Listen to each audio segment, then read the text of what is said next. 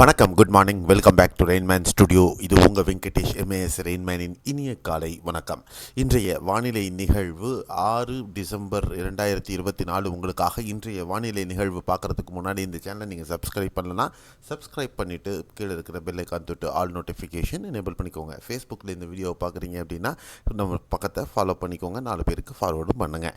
So இன்றைய வானிலை நிகழ்வு என்ன அப்படின்னு நம்ம பார்த்தோம்னா, கிளியராக தெரியும். மத்திய இந்திய பகுதிகள் நிலவக்கூடிய உயரழுத்தம், அதன் காரணமாக வீசக்கூடிய வறண்ட காற்றும் இருக்குது. அதே நேரத்தில் நம்ம தமிழகத்தை புரட்டி போட்டு சென்ற இந்த ஃபெங்கல் புயலினுடைய ரிமனண்ட் ஒரு வளிமண்டல மேலடுக்கு சுழற்சியாக மேற்கு வங்கக்கடல் அரபிக்கடல் பகுதிகளுக்குள் சென்று கொண்டிருக்கிறது. அதன் காரணமாக ஈர்க்கப்படக்கூடிய கிழக்கு காற்று. அது மட்டுமில்லை, அடுத்த சலனம் இந்தோனேஷிய கடல் பகுதிகளில் தொடர்ந்து மேலடுக்கு சுழற்சியாக நிலவு கொண்டிருக்கிறது.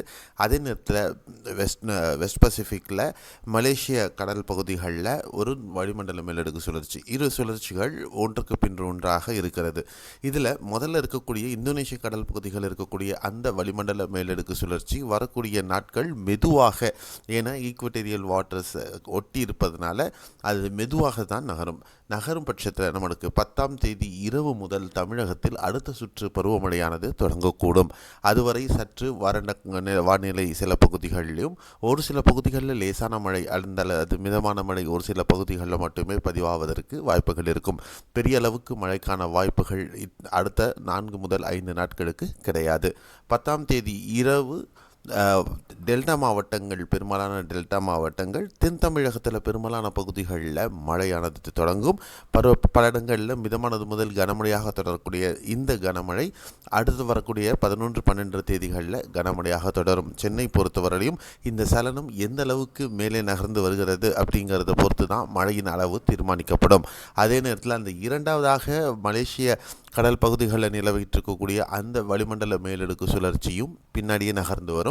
அந்த காலகட்டத்தில் 2 சுழற்சிகளும் ஒரு சேர இணையுமா அல்லது அந்த சுழற்சி வலுவடைந்து வட தமிழகத்தை அல்லது டெல்டா பகுதிகளை நோக்கி வருமா அப்படிங்கிறது நீண்டகால அனுமானம்.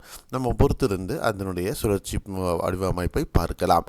இதற்கிடையே அடுத்த 24 மணி நேரத்திற்கு பொறுத்தவரை தமிழகத்தில் பரவலாக மேகமூட்டத்துடன் ஒரு சில பகுதிகளில் லேசான மழை இருக்கும்.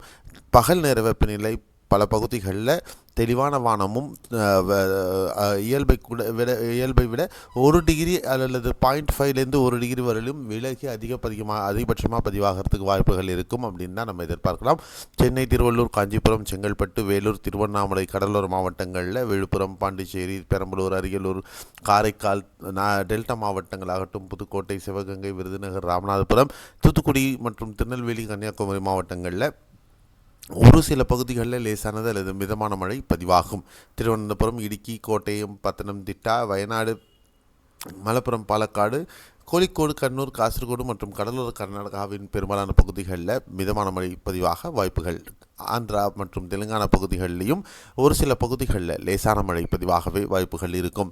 பெரிய மழைக்கான வாய்ப்புகள் இன்று இல்லை என்பதுதான் இன்றைய வானிலை நிகழ்வினுடைய அம்சம். மீண்டும் அடுத்த காணொளி நாளைக்கு இதோட உங்களுக்கு நிறைய விளக்கங்களுடன் பகிரப்படும். அதுவரை உங்களிடமிருந்து விடைபெறுகிறேன். மேலும் மாற்றங்கள் ஏதாவது இருப்பின் நம்முடைய ஃபேஸ்புக் வலைத்தளத்தில் தொடர்ந்து பதிவுகள் மற்றும் ட்விட்டர் வலைத்தளத்தில் நம்முடைய பதிவுகள் தொடர்ந்து பதிவிடப்படும். எம்ஏஎஸ் ரெயின்மேன் அப்படிங்கிற பக்கத்தை நீங்கள் தேடி நீங்கள் சர்ச் பண்ணியும் நம்ம கூட வரலாம். நன்றி, வணக்கம், bye bye, see you, have a nice day.